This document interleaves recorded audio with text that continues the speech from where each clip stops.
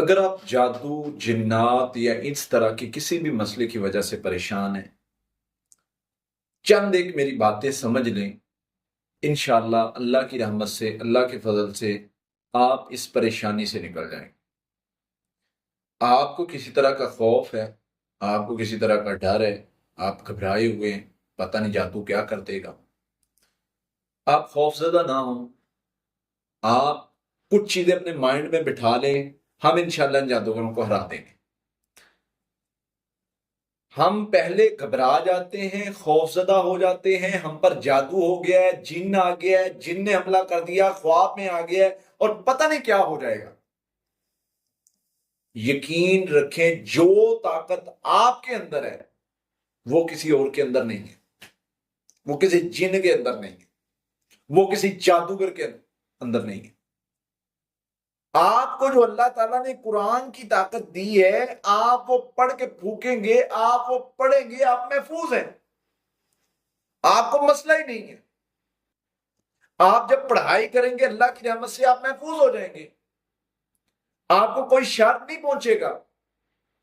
تو اسی طریقے سے جب ہم پڑھائی کے ذریعے سے اللہ سے مدد مانگتے ہیں تو اللہ تعالیٰ فرماتے ہیں جو مجھ پر توکل کرتا ہے میں اس کے لیے کافی ہو جاتا ہوں۔ اسے کسی شخص سے ڈرنے کی ضرورت نہیں ہے، گھبرانے کی ضرورت نہیں ہے۔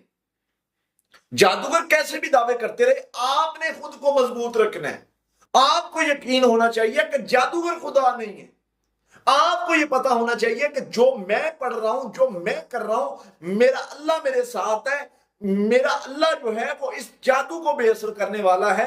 وہ اس طرح کے یہ شیطانوں کی جتنی چالیں ہیں ان کو بے اثر کرے گا، ان کو ختم کرے گا۔ میرا اللہ میرے ساتھ ہے، میں اس کے ساتھ مخلص ہوں۔ کوئی مسئلہ ہی نہیں ہے، کیسا بھی جادوگر ہے، کیسا بھی جن ہے، میں اس کو دیکھ لوں گا، مجھے مسئلہ ہی نہیں ہے۔ مضبوط کریں اپنے آپ، حالات کو فیس کریں۔ حالات کو ہم نے ہرانا ہے، ہم نے اپنے آپ پر کام کرنا ہے، اپنے آپ کو سٹرونگ کرنا ہے۔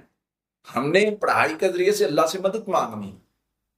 ہمیں خوف زدہ کس نے کیا؟ معاشرے نے۔ ہمیں جہاں بھی دیکھا جادو ایسے کر گیا، جادو ایسے کر گیا۔ بھائی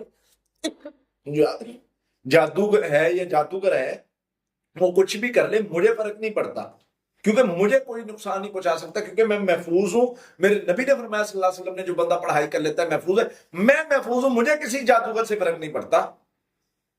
اس لیے اپنے آپ پر کام کریں، اپنے آپ کو قیمتی بنائیں، اپنے آپ کو سٹرونگ کریں۔ انشاءاللہ اللہ کی ذات جو ہے وہ ہر قسم کے شر سے محفوظ فرمائے گی۔